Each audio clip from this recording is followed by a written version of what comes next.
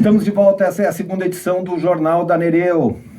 Hoje estamos abrindo a série de entrevista com os candidatos a vice-prefeito. Durante toda essa semana, conversaremos com os 5 que compõem as chapas que querem administrar a nossa cidade. O primeiro é Alexandre José, do PRB, candidato a vice na chapa de Jean Kuman, do PSD. A coligação é Blumenau Merece Mais. Nós temos candidatos cerca de 11 minutos e 30, lembrando aos nossos ouvintes que essa entrevista também está sendo gravada em vídeo e será exibida no portal Informe Blumenau. Passa rápido a hora, né? Passa voando. É verdade. Qual é o maior desafio da nova administração, candidato? O maior desafio é, na verdade, ir em encontro da comunidade. Isso não é desafio, mas, na verdade, ouvir o que a população tem e colocar em prática muita coisa. Mas tem algo que eu me interesso muito, é fazer um governo mais humano, onde que o contribuinte não seja somente reconhecido com os seus impostos. E hoje eu conversava com uma pessoa e ela me dizia o seguinte: poxa, eu pagava 200 e poucos reais no meu carnê do IPTU, quando eu recebia, minha mãe dizia muito assim, o talão do IPTU chegando, e hoje eu pago quase 600 reais, porque mudou uma simples palavra, ou seja, de alvenaria passou para concreto. Não é só nessa situação de arrecadação, essa questão da adequação do IPTU que houve no governo passado, esse governo, mas também a respeito das multas que são emitidas na fiscalização realizada nas ruas de Blumenau, em que, infelizmente, temos situações que as pessoas reclamam, de que os agentes de trânsito, e não são todos, vivem numa situação totalmente, muitas vezes, de fiscalização, escondidos, ficam atrás de uma árvore, atrás de um poste, enfim, fazendo uma fiscalização de forma indevida. O que precisa ser feito, nesse caso também, além de ser algo muito transparente, muito visível, é de colocar uma sinalização mais eficaz nas ruas, avisando. Você tem um comunicado via internet que as emissoras de rádio, TV até divulgam, Mas não é só por aí, não. Um governo tem que ser transparente, tem que falar da forma que acontece. A questão da falta de médicos em postos de saúde. Inadmissível você ter 2 médicos, marido e mulher, trabalhando no mesmo ESF, como foi o caso do Passo Manso, e os dois pegarem praticamente férias, se afastarem, vamos colocar assim, de uma forma mais correta, ao mesmo tempo. E deixando a população do Passo Manso, no ESF, Paulo Maierli, sem médico, sem você repor. Gonçalves, eu lhe pergunto, quando você tem alguém, você faz a sua função aqui na Rádio Nereu Ramos e faz muito bem, eu lhe conheço, você é um brilhante jornalista e mestre de muitos comunicadores e jornalistas que nós temos por aí. Entre eles, a minha pessoa, como comunicador na frente da TV Record. Você, quando pega férias, a direção da emissora Rádio Nereu Ramos, ela já prepara alguém para substituí-lo. E assim é com um operador de áudio, e assim de várias funções. Você não pode preparar um médico para suprir pelo menos a ausência de 2 médicos, para não deixar a população sem atendimento médico? A equipe de enfermagem, ela é fundamental, ela é importante, é qualificada. Porém, para uma consulta tem que ser um médico, para uma receita tem que ser um médico. Então não dá para aceitar essa situação, por exemplo, que acontece no Passo Manso. Não dá para aceitar também médico faltando na margem esquerda, médico faltando em outros locais da cidade, que infelizmente, lá na Valparaíso, estive lá hoje à tarde, e a dona Rosa conversou comigo, Aliás, a dona Rose conversou comigo. E ela dizia assim, olha, estamos com dificuldade de médico aqui no Valparaíso, Então isso não dá, a gente tem que gerenciar isso de uma forma em que as pessoas, o cidadão não pode, porque a doença não marca a hora. O cidadão não pode ficar sem um médico, sem um medicamento, por exemplo, para pressão. Então são vários outros os desafios, e entre eles, inclusive, também a questão de creche, que todo mundo fala, mas tem que resolver. Tem que fazer acontecer. E de que forma? Nós temos um projeto de criar o auxílio creche para famílias de baixa renda. Só que não é simplesmente recebendo dinheiro para pagar uma creche, enfim, para tentar amenizar o cidadão. Ele vai ter que comprovar com a presença diária do filho nessa creche. Não é só tomar o auxílio creche, o dinheiro, mas sim comprovar. Isso a cada mês. Isso vai diminuir e vai acabar com um grande problema social. E é o transporte coletivo que a gente vive hoje em dia, infelizmente com grandes dificuldades. A gente tem hoje cerca de 1.700 horários cortados, tirados de circulação, de atendimento à população de Blumenau. Que é necessário que as pessoas entendam isso. Ônibus que não tem um horário igual que tinha no consórcio Siga. Sem falar da qualidade desse transporte coletivo. E mais, a prefeitura ela não pode, de forma alguma, mesmo em decreto de emergência, tomar conta dos terminais de ônibus. Até ano passado, o consórcio Siga, quem pagava esse quase R$500 milhões era o consórcio Siga. Eram as 3 empresas, Rodoviária, Vidivale e também a Glória. Mas isso, hoje, quem toma conta é a Prefeitura de Blumenau. Eu queria saber por que essa vantagem para a Piracicabana e não essa vantagem para as empresas que estavam aqui até o ano passado.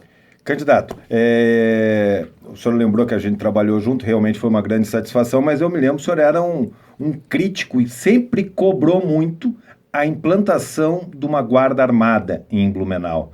Qual é a sua posição? E, se eu não me engano, o candidato Jean Kuman não está defendendo essa tese nesse modelo, pelo menos por enquanto. Nós temos que entender como é que funciona a questão financeira da Prefeitura de Blumenau. A gente não pode prometer algo que não se pode cumprir.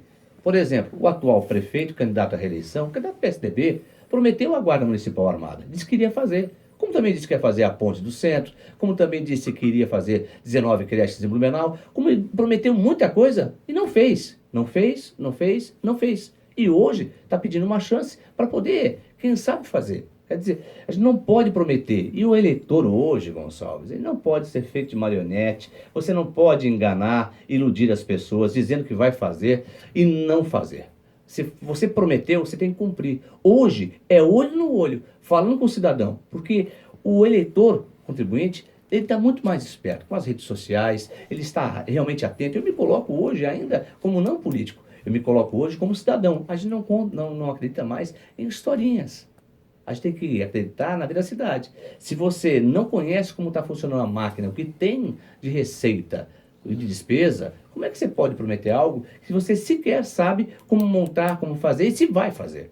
Então a Guarda Municipal Armada ela é importante, ela é fundamental também. Mas nesse primeiro momento, nós vamos propor algo que dá para fazer, que é justamente uma guarda preparada, sem o armamento, para atender a nossa sociedade, isso nas praças públicas e também nas escolas públicas de Blumenau. Que já vai dar um grande auxílio à Polícia Militar e também à Polícia Civil. Então a proposta é, assim, abrir concurso para novos agentes atuarem na guarda. Nós vamos trabalhar com os agentes que nós temos hoje. Mas quais agentes? Os agentes de trânsito, que podem exercer uma função até numa guarda, que seja uma guarda comunitária da cidade, né? Uma guarda municipal que vai atender esse segmento. O senhor acha que são compatíveis as duas atuações? Treinando-os de forma adequada, sim. Preparando-os de forma adequada, sim. Porque nós temos muitos agentes de trânsito hoje que fazem o atendimento às escolas. Então, somente isso. E voltam para suas residências. Você sabia disso?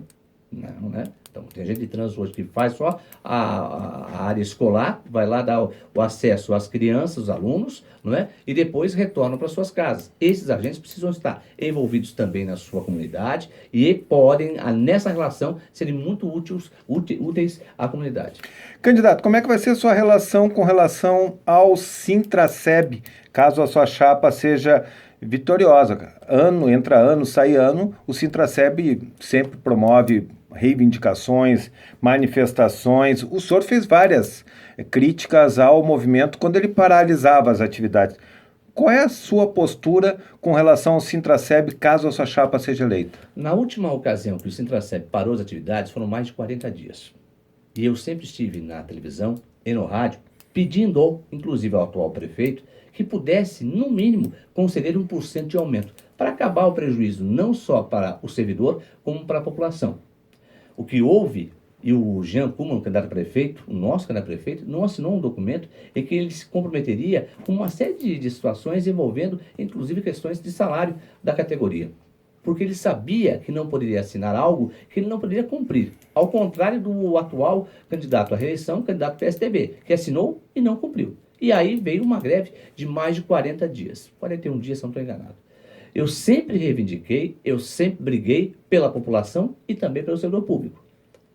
Claro, o que acontece como comunicador é que você faz críticas que agradam uns e desagradam outras pessoas. Não é? Mas é o papel de um comunicador. Eu nunca fui em cima do muro, eu sempre emiti uma opinião. Gostem ou não gostem. Eu não estava no rádio ou televisão para agradar esse ou aquele. Agradar o servidor público ou agradar o cidadão, enfim. O discurso era sempre em prol do sério, do certo. E esse é o papel que tem que ser executado. Agora, não dá para admitir, é você prometer algo e não cumprir. que foi feito com o servidor público que anda revoltado porque foi iludido e aí acabou apoiando à época o atual candidato. Falar é fácil, fazer é bem difícil. Candidato, temos aí cerca de 3 minutos, um pouquinho menos, para terminar a sua entrevista.